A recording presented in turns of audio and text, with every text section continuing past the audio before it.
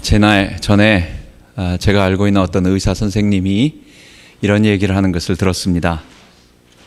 그 집안은 할아버지도 의사 선생님이고 아버지도 의사 선생님이십니다. 의사 가족이죠. 그런데 하루는 손자가 이게 감기같이 병에 걸려가지고 열이 나기 시작하는 거예요. 그래서 아버지나 할아버지가 의사 선생님이니까 아무렇지도 않게, 대수롭지 않게 생각을 한 겁니다. 그래서 주사도 놓고 여러 가지 처방을 하는데 이게 생각같이 쉽게 낫질 않는 거예요. 그래가지고 이게 계속 거의 39도, 40도 고열이 며칠 계속 가니까 처음에 부모님은 또 그 할아버지는 이 감기 정도야 아무것도 아니겠지 했는데 이거 긴장하기 시작하는 거예요. 왜냐, 의사 선생님들은 열이 나면 이게 열이 실관을 하게 되면 청각장애자 벙어리가 되고 또 뇌성마비가 될 수가 있고 또 잘못하면 간질이 될 수가 있고 이 열이 많으면 그렇게 된다는 걸 알고 있기 때문에 열이 떨어지지 않으니까 굉장히 긴장을 하면서 이제 이거 어떻게 할 줄 모르는 거예요. 그러다가 나중에 그게 감기가 아니고 말라리아라는 것을 알게 됐습니다. 그분이 하는 말이 서울 한복판에서 말라리아가 걸릴 줄 누가 알았냐는 거예요. 그러니 말라리아 걸린 줄 몰랐기 때문에 감기로 생각을 하고 처방을 하려고 하다 보니까 이게 계속해서 일주일간 아주 그냥 그렇게 지냈다라고 하는 것입니다. 그러면서 자기가 내가 의사가 가짜 의사지 이러면서 내가 그것도 모르고 이랬다고 막 하는 얘기를 들었습니다. 여러분, 우리가 우리 몸에 있는 병의 원인을 모르면, 그 원인 되는 것을 모르면 우리는 우리에게 일어나고 있는 많은 문제들에 대한 치료와 해답이 일어나지 않는 것입니다. 성경은 세상에 일어나고 있는 많은 일들, 지금 이 세상에 이 드리워지고 있는 수많은 일들, 이 사망의 그림자들을 무엇 때문이냐 말한다면, 정치가들은 정치를 잘못해서, 경제학자들은 사회의 구조가 어떤 이 소득 분배의 이런 구조들, 경제 시스템이 잘못돼서, 교육학자들은 배우지 못해가지고, 어떤 사람들은 다 그렇게 얘기하지만 성경은 그렇게 얘기하지 않고요, 인간의 죄 때문이다 이렇게 말하는 것입니다. 성경이 말하는 죄는 창세기 3장 5절에 잘 나와 있습니다. 내가 하나님처럼 되어, 사단이 인간에게 내가 하나님처럼 되어 선과 악을 스스로 판단할 것이다 라고 말한 것을 그대로 인간이 듣고 자기가 하나님처럼 되고자 선악과를 따먹으면서 자기 스스로 하나님으로부터 분리 선언을 한 것입니다. 이 죄의 성격을 가만 살펴보면 우리는 두 가지로 이렇게 설명할 수가 있습니다. 인류 우리 교회사에서 위대한 신학자 두 명이, 하나는 4세기경의 어거스틴이라고 하는 위대한 하나님의 사람, 또 하나는 아퀴나스라고 하는 신학자가 말을 한 것입니다.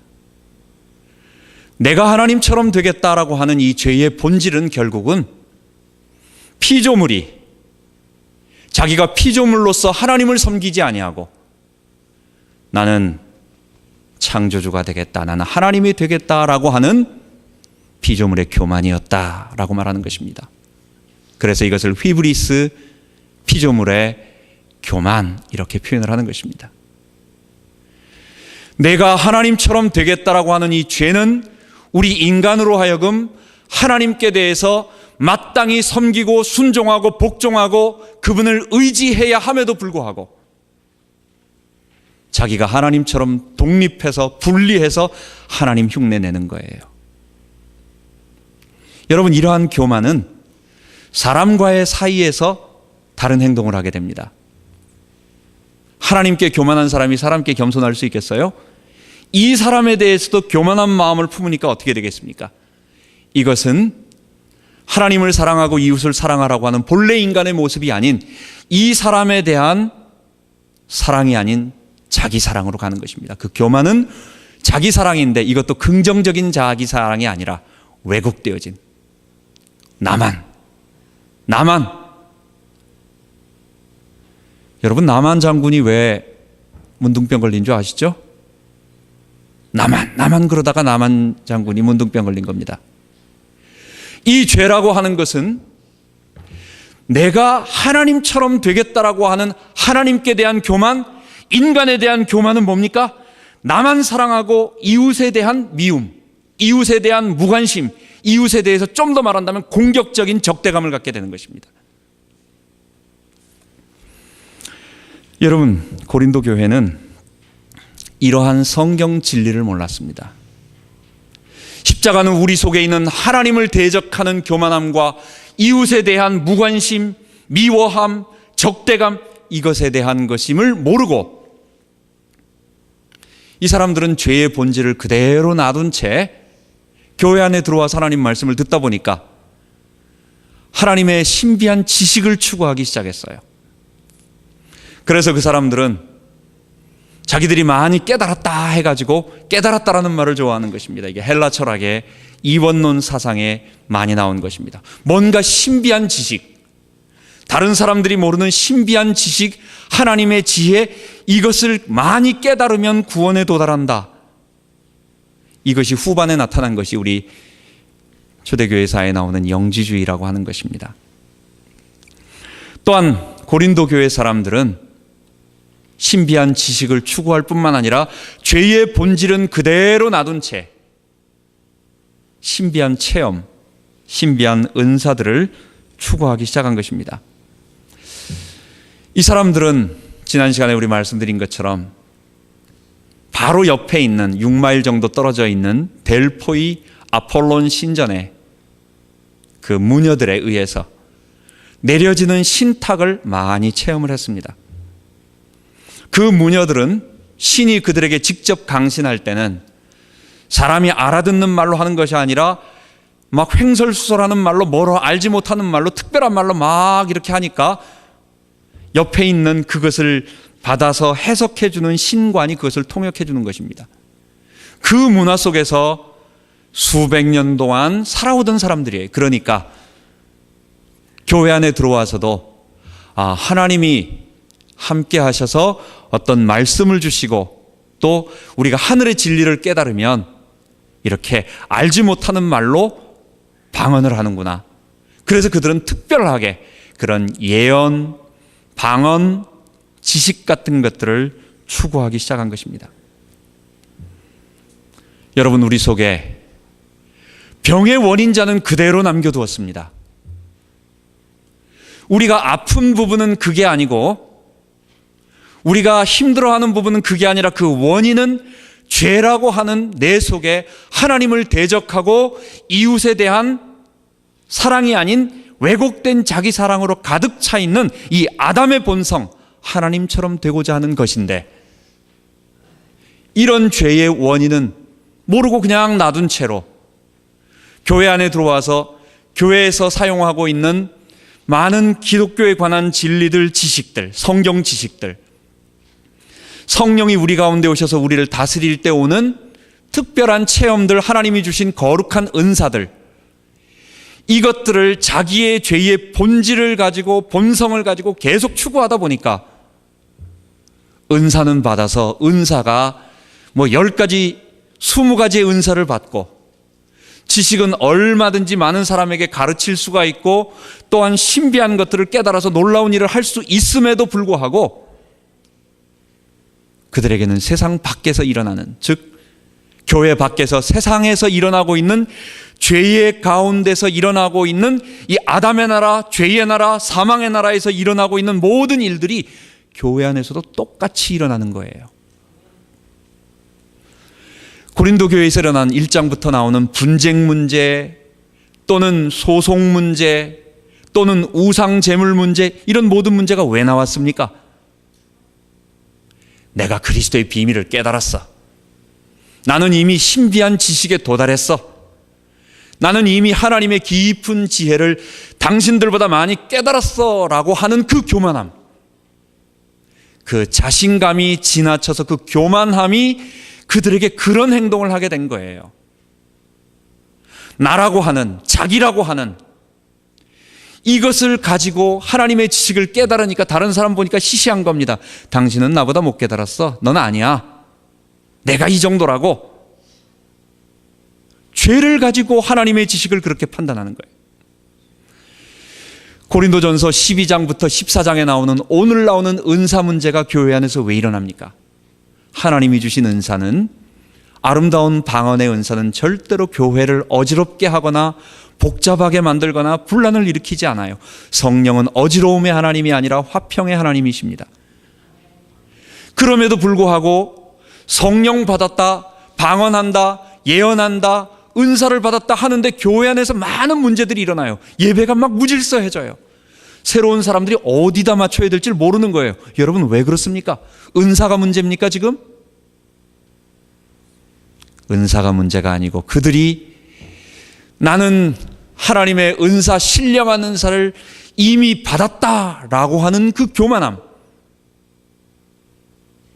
여전히 하나님에 대한 자기 주장, 이웃에 대한 자기 주장에 대한 이런 것을 가진 채 하나님의 은사를 받아가지고 그것을 마음껏 죄의 것을 가지고 그대로 해버리니까 교회 안에 많은 일들이 벌어지게 되는 것입니다.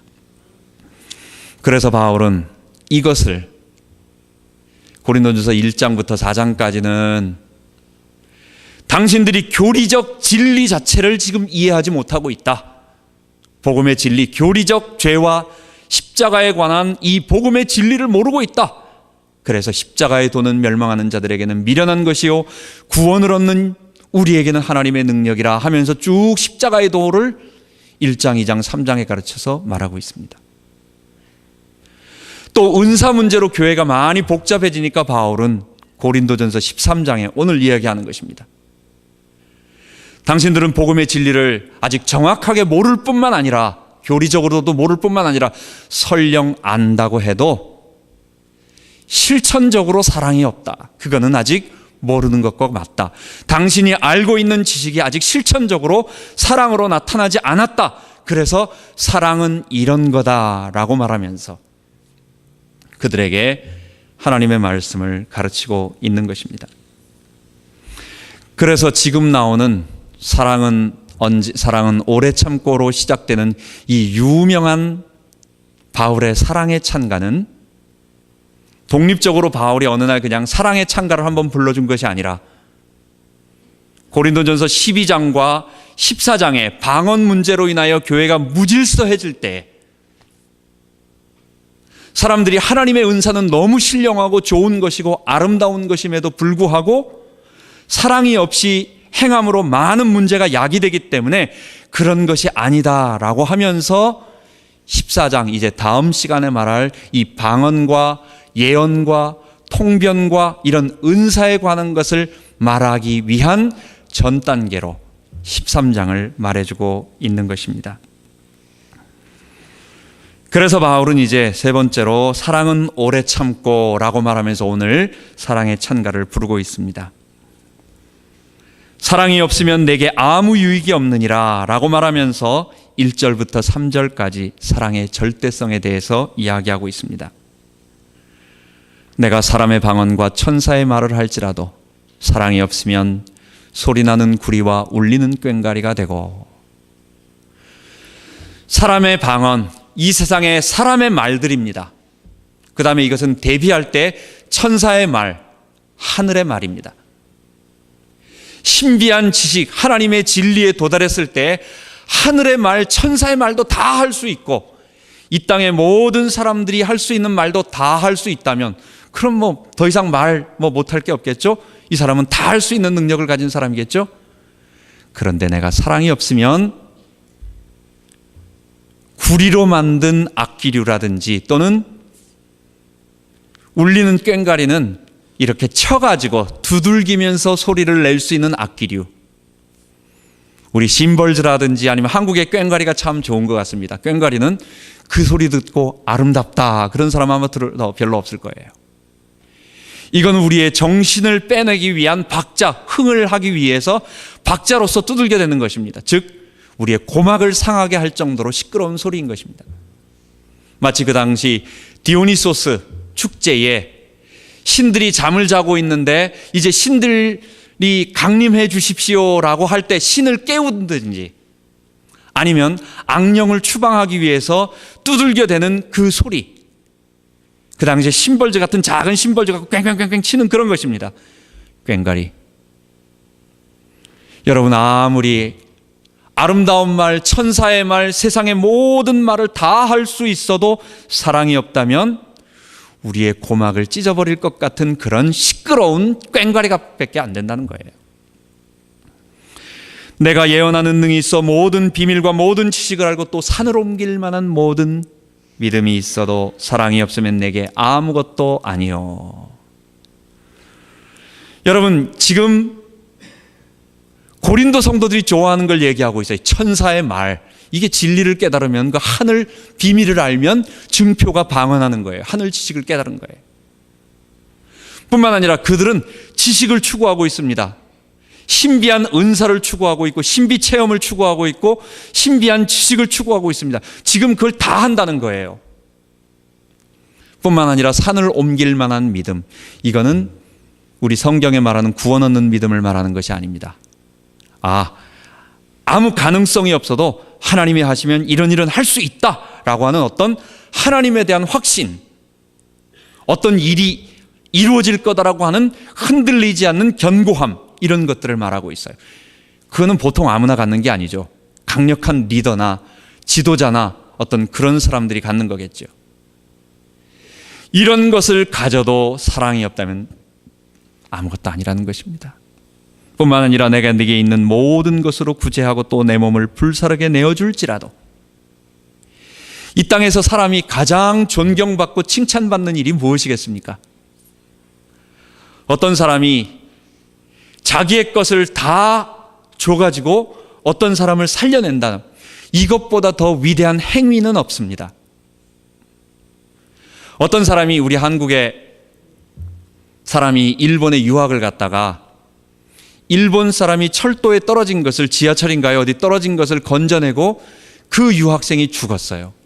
일본 사람들이 한국을 그렇게 욕하고 막 이러지만은 그 사람은 의인이라고 굉장히 칭찬하고 그렇습니다. 여러분, 인간이 할 수 있는 행위 중에 최고의 행위가 뭡니까? 인간이 체험할 수 있는 것 중에 최고의 체험이 뭡니까? 인간이 가질 수 있는 지식 중에 최고의 지식이 뭡니까? 이 세 가지를 다 가졌다는 거예요. 다 했다는 거예요. 그런데도 사랑이 없으면 나는 아무것도 아니라는 거예요. 그러면서 바울은 이제 4절부터 7절까지 사랑의 본질에 대해서 이야기하기 시작하는 것입니다. 여러분, 사랑은 뭡니까? 사랑이 무엇냐고 물으신다면 여러분 뭐라고 대답하시겠습니까? 눈물의 씨앗이라고 말하겠습니까?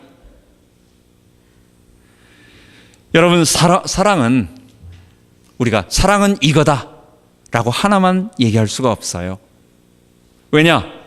사랑은 그것이 드러나고 있는 상황에 따라서, 또는 그것이 적용되는 사람에 따라서 나타나는 표현이 다르고 행동이 달라요. 예를 들어서 어떤 아이가 공부 안 하고 막 밖으로 돌아다니면서 막 크게 방황하고 있을 때 엄마가 울면서, 아니면 찾아가서 데리고 와서 그 아이를 끌어안고 운다든지, 아니면 엄마가 그 아이에게 한 대 매를 때린다든지, 여러분, 아이를 엎드려 놓고 엄마가 울면서 때리는 게 사랑의 표현일 수 있습니다. 어떨 때는 우리 아내라든지 아니면 남편이 힘들어서 정말 고통스러워하고 어려움 가운데 빠져 있을 때, 정말 감당할 수 없는 깊은 아픔에 빠져 있을 때 그 옆에 가서 뭐라고 말하지 않고, 가르치지 않고, 야, 이건 이거고 저건 저거고, 마치 욥의 새 친구처럼 찾아가가지고 너는 이게 맞을 거고 저것 때문에 이런 일이 왔지 않느냐고 맞는 얘기만 다 하지만 실제로는 아무 도움이 안 되는, 그 옆에 가가지고 같이 울어주고 같이 손잡아주고 아무 얘기 없이 그와 공감을 나눠주는 것, 아무 얘기 안 하고 거기서 같이 손잡고 가만히 있는 것이 여러분 그게 사랑입니다. 이렇게 사랑이라고 하는 것은 대상에 따라서 상황에 따라서 많이 다른데 여러분 사랑은 오늘 두 가지로 바울은 설명하고 있는 것입니다. 사랑은 죄로 인하여 우리가 잃어버렸던 본래 인간의 축복을 회복하는 것입니다. 이 말은 무슨 말입니까? 우리가 에덴 동산에 있을 때는 하나님과 아름다운 교제에 있을 때는 하나님은 말할 필요도 없고 이웃과의 아무런 문제가 없어요. 그런데 하나님을 대적하며 내가 하나님 되겠다라고 하는 이 교만함과 왜곡된 자기 사랑의 죄가 우리 속에 들어옴으로 말미암아 이 이웃에 대한 최초의 이웃이 누굽니까? 하와였어요. 하와를 처음 볼 때 아담은 뭐라고 얘기했습니까? 내 뼈 중에 뼈요 내 살 중에 살이라. 히브리어에서 가장 좋은 표현입니다. 하나님이 흙으로 사람을 지으시고 살과 뼈를 만들었으니까 하나님이 주신 나 자신의 것 중에서 가장 좋은 살과 가장 좋은 뼈라는 거, 최고로 사랑한다라는 표현이에요. 우리 한국 사람은 사랑하고 가장 가깝다 할 때는 피라고 얘기하죠. 우린 피를 나눴다 말하지만 히브리 사람들은 내 뼈 중에 뼈요 살 중에 살이라고 말하는 것입니다. 왜? 하나님의 창조에서부터 얘기가 나오는 거니까. 그런데 죄가 들어감으로 말미암아 우리가 잃어버린 게 뭡니까? 하와를 보고 하나님이 물어보니까 뭐라고 말합니까? 하나님이 내게 주신 저 여자가 그 말 한마디 속에 모든 게 다 들어있는 거예요. 자기가 잘못한 것을 방어할 때는 자기 방어로 소극적으로는 자기 잘못을 감추기 위해서 내 아내를 끌어들여 가지고 어차피 책임은 자기가 지는 거거든요. 하나님이 하와하고 이 계약을 맺은 게 아니에요. 아담에게 말한 거예요. 아담에게. 그럼 아담이 잘못했으면 누구의 말을 들었습니까? 하와의 말을 들었지만 누가 잘못한 겁니까? 자기가 잘못한 거예요. 하나님 제가 잘못했습니다라고 말하지 않고 물귀신 작전으로 끌고 들어간 거죠. 저 여자가. 하나님을 사랑하면서 이웃 사랑에 대한 본래 인간에 가졌던 이것들이 다 무너지고 나니까 자기 잘못을 감추기 위하여 소극적으로는 자기 방어하면서 끌어들이고 잘못을 전가하고, 가족 중에서 가인과 아벨은 자기의 분노를 갖다가 타인에게 전가시키면서 적극적으로는 자기 주장합니다. 이게 뭐로 나타났어요? 살인 행위라고 하는 것으로 나타나는 것입니다. 고린도전서 13장에는 이 부분들에 대한 것들 역으로 다 말해주고 있습니다. 우리가 하나님을 떠난 죄 가운데서 잃어버리니까 우리는 늘 오래 참지 못하고 온유하지 못하고 늘 투기하고 자랑하고 교만하고 무례하고, 교만함의 삼총사, 자랑함, 그 다음에 무례함, 교만함입니다. 이웃에 대해서 늘 얘기하는데 이게 가만 들어보면 이게 지금 나를 칭찬하는 건지 자기 자랑하는 건지 모를 때가 있어요. 어떤 분이 간증을 합니다. 간증을 하는데, 하나님 저는 참 죄인입니다. 하나님 저는 정말 나쁜 사람입니다. 내가 하나님 앞에 늘 11조 드려야 되는데 늘 돈을 제가 한 1,000불 매주 드려야 되는데 한 900불밖에 제가 못 드리고 있습니다. 하나님 제가 전도를 갖다가 많은 사람에게 해야 되는데 제가 일주일에 2명밖에 못하고 있습니다. 하나님 새벽기도, 하나님 내가 여러 가지 사람들에게 이런 걸 해야 되는데 나는 새벽기도도 안 하고 근데 낮에는 좀 기도하거든요. 뭐 이러면서 간증을 계속한다. 이게 지금 자기 자랑하는 겁니까? 아니면 참 겸손한 마음으로 회개하면서 얘기하는 겁니까? 내가 당신보다 낫다라고 하는 이 교만함이 자랑하면서 다른 사람을 생각하지 않는 거예요. 내가 이렇게 말하면 저 사람은 어떻게 생각할까라고 하는 이웃에 대한 배려가 전혀 없는 거예요. 그러다 보니까 나는 상처 주지 않으려고 했는데 그럼 그렇게 말합니까? 이런 식으로 우리의 사랑 없음이 다 그렇게 나타나는 것입니다. 심지어는 늘 자기 유익만 구하고 조금만 뭐해도 화를 내고 늘 악한 것을 생각하고 진리는 기뻐하지 않고 불의를 기뻐하고 참지 못하고 믿지 못하고 바라지 못하고 견디지 못하는 것입니다. 이게 본래 여러분 우리 알고 있는 사람이 이런 거로만 꽉 차 있다고 한다면 여러분 어떻게 생각하시겠습니까? 내가 알고 있는 사람이 이런 것으로 꽉 차 있으면 정말 매력 없겠죠. 성경은 우리들에게 이게 바로 우리 속에 있는 그 아담의 본성, 아담의 죄, 원죄와 원죄에 파생되어진 자범죄로 인하여 이루어지고 있는 우리 인간의 본래 인간의 모습은 아니고 죄가 우리들에게 가져다 준 것이다 라고 얘기하는 것입니다. 그런데 그리스도의 십자가의 보혈을 믿고 예수님 앞에 나와 나는 죄인입니다를 회개하고 예수님의 보혈이 내 안에 들어와서 이 죄를 정결케 하고 맑게 한다는 것을 고백하고 그 그리스도의 보혈이 아니고서는 난 살 수 없습니다를 고백하는 이 하나님의 사람에게 성령께서 들어오셔서 우리를 정결케 해주시는 거예요. 우리를 맑게 씻겨주시는 거예요. 우리의 죄를 정화시켜 주시는 거예요.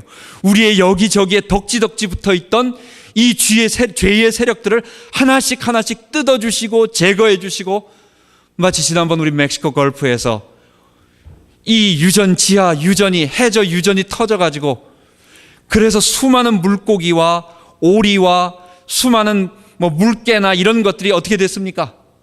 다들 오염돼가지고 기름으로 덮어서 있는데 오일에 덮어있는 그것을 오일 정화제로 씻어가지고 깨끗하게 씻어내듯이 주의 성령이 우리 가운데 오셔서 죄를 정화시키고 우리를 죄를 이기게 만들고 변화시키고 새롭게 만드시면 어떤 일이 벌어집니까? 이 15가지.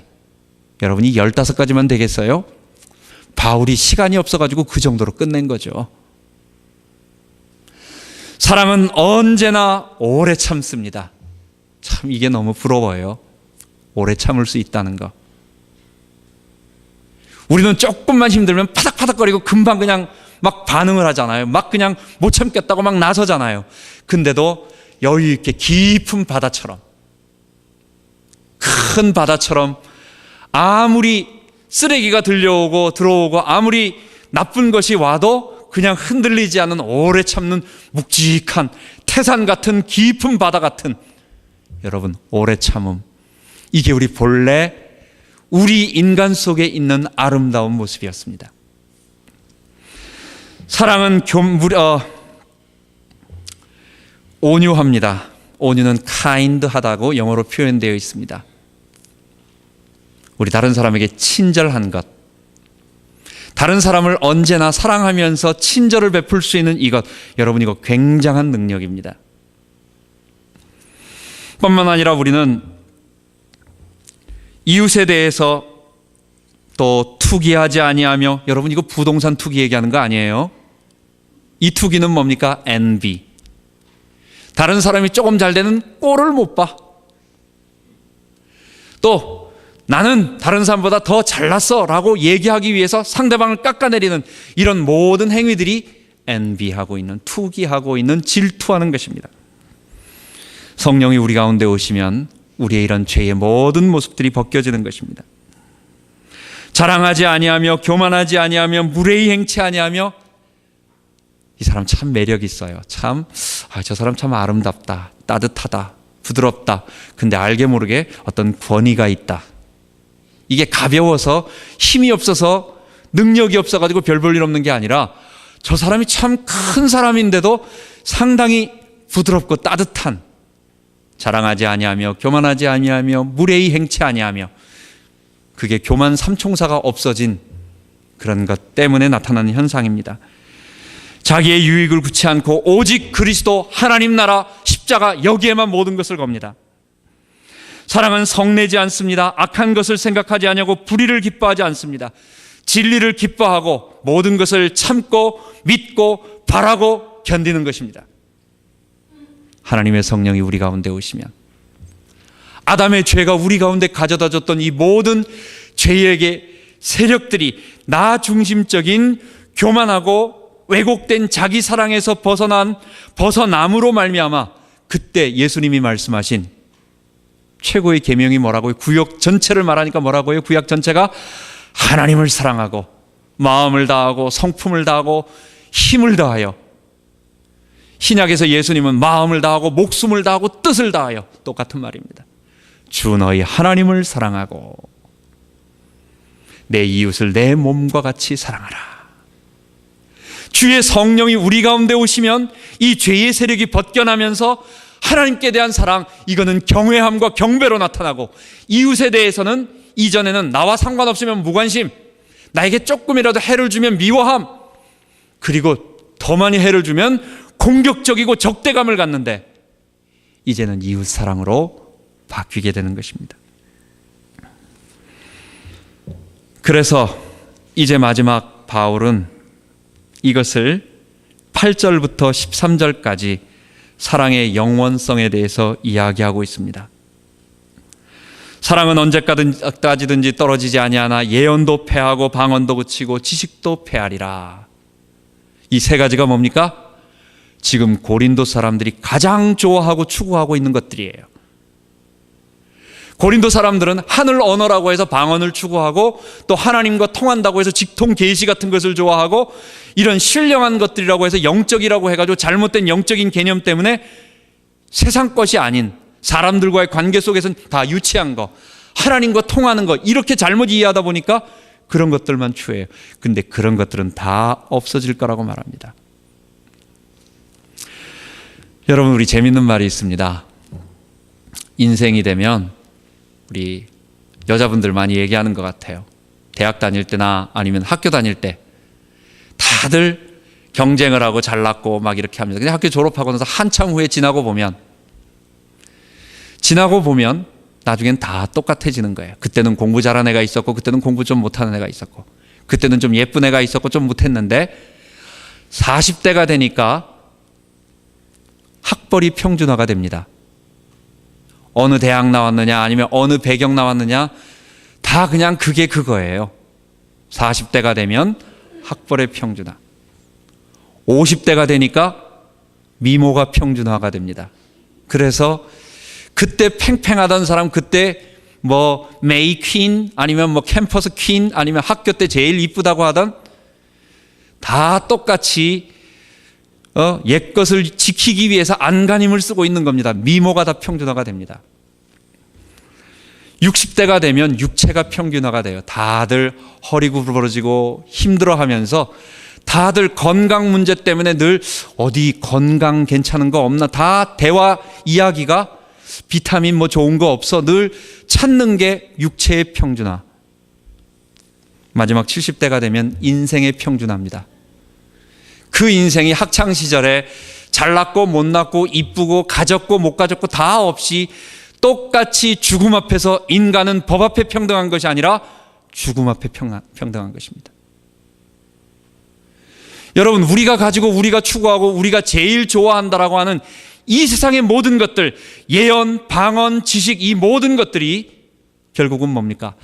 하나님 나라, 아직 오지 않았지만 얼마 있다가 다가올 하나님의 나라, 그리고 우리 주의 재림과 우리 몸의 부활과 하나님의 심판이 있을 때 다 끝나버릴 그때까지 한시적으로 하나님 나라 확장, 하나님 나라를 세워가기 위해서 한시적으로 우리들에게 주신 은사들이에요. 뿐만 아니라 이것은 그 일들이 끝나면 교회가 다 지어졌다, 교회가 형성이 되어지고 어떤 일을 할 때는 그 은사가 필요 없을 때는 하나님은 제거하실 것입니다. 만약 그 은사를 우리 연장 공구라고 얘기했을 때, 교회를 처음 지을 때는요, 삽 갖고 안 되는 거예요. 포크레인이 있어야 돼요. 땅을 팔 때는. 어느 정도 지난 다음에는 교회가 건물이 올라갈 때는 포크레인 갖고 안 되는 거예요. 또 다른 게 필요한 거예요. 근데 건물이 다 짓고 나서 포크레인이 내가 이 교회를 위해 썼었잖아, 내가 필요하잖아 해가지고 저 파킹랏에 포크레인이 딱 자리를 잡고 계속 움직이고 있다고 한다면 어떻게 되겠습니까? 은사는 교회를 세우고 하나님 나라를 확장하기 위해서 어떤 사역을 위해서 하나님이 한시적으로 주신 거예요. 그렇기 때문에 그 사역이 지나고 난다면 없어질 수 있는 거예요. 예언도 마찬가지고 방언도 마찬가지고 또는 지식도 마찬가지고 심지어 교회 안에서 여러 가지 일들, 사역하는 일들조차도 마찬가지라는 거예요. 그러면서 바울은 이 세 가지를 갖다가 이것을 세 가지로 다시 한번 얘기합니다. 9절에 우리가 부분적으로 알고 부분적으로 예언하니, 지금 예언하고 지금 아는 것은 다 부분적이라는 거예요. 나중에 온전한 것을 알게 되면 이거 다 없어진다. 11절에 내가 어렸을 때는 말하는 것, 깨닫는 것, 생각하는 것 다 어린아이 같았지만 야, 장성하고 나면 어떡하냐? 어린아이일 것 다 버리잖아.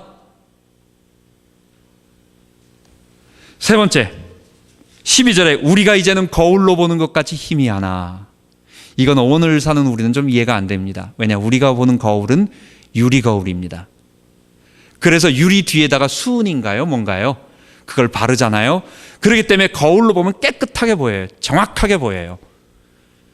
그런데 1세기 바울 당시의 거울은 고고학에서 땅을 파보거나 기록해 보면 구리 같은 것 아니면 이런 것들을 반질반질하게 닦아가지고 광택이 나게 해서 보는 겁니다.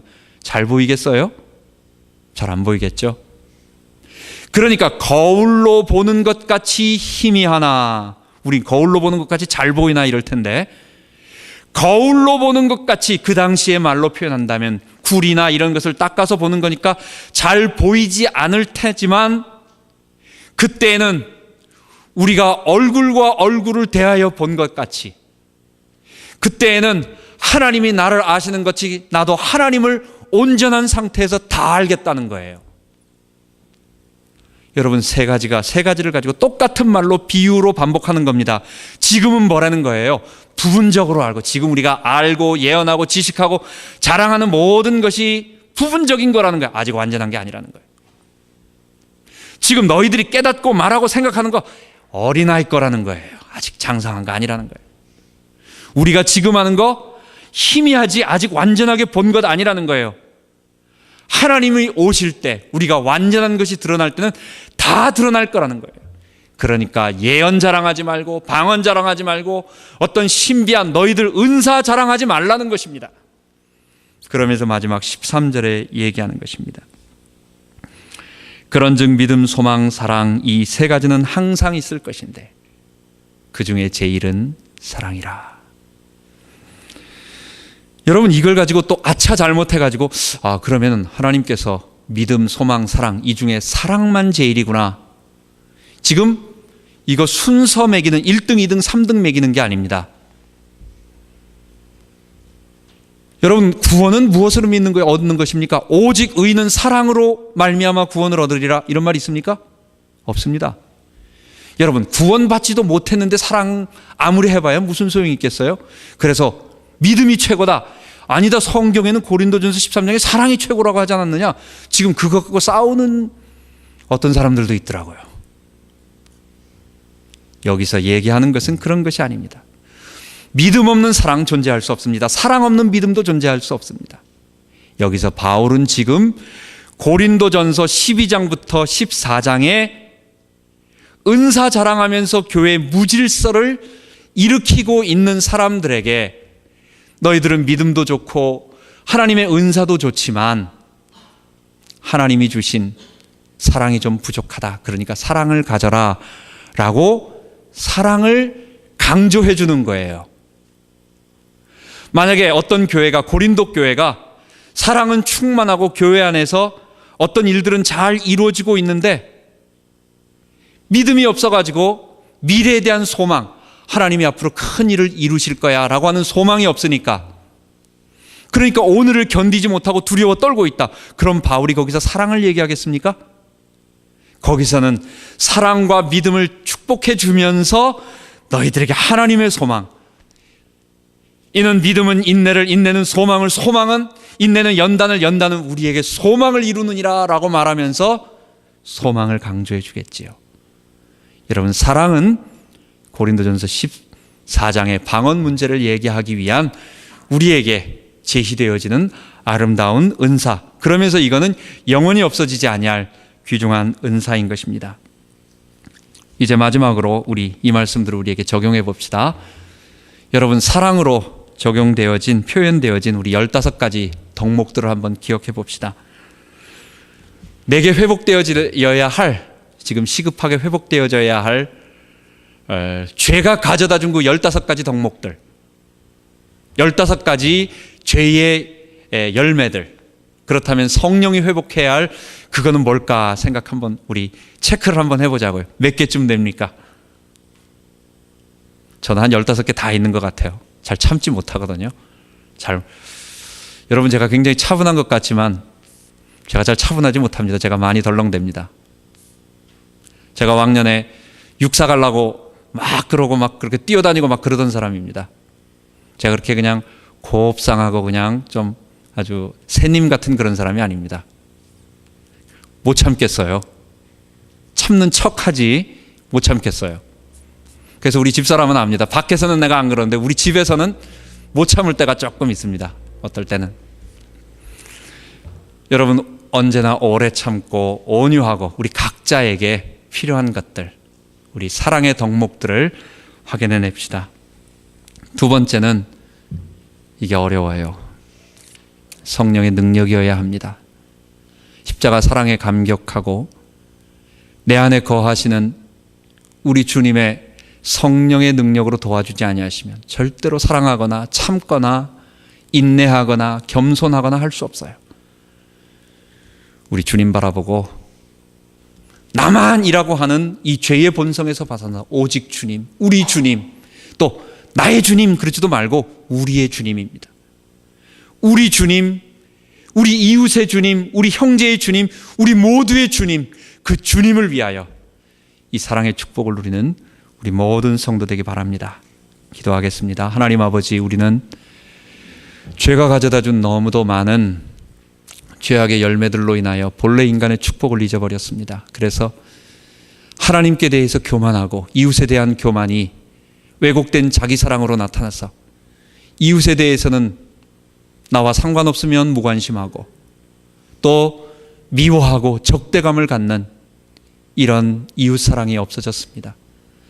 성령님, 우리는 아무것도 할 수 없기에 그리스도의 십자가의 보혈로 이러한 모든 죄를 맑게 씻겨주시고 우리 속에 하나님이 본래 주셨던 성령이 들어오셔서 우리를 변화시켰던 그 놀라운 은혜의 축복들, 은사의 축복들, 사랑의 은사를 허락하여 주옵소서. 이 사랑으로 우리 연약한 성도들을 다 감싸고 이 땅을 하나님 나라, 우리 주 예수의 나라가 이루어지도록 하나님 우리를 사용하여 주옵소서. 우리 주 예수 그리스도 이름으로 기도하옵나이다. 아멘.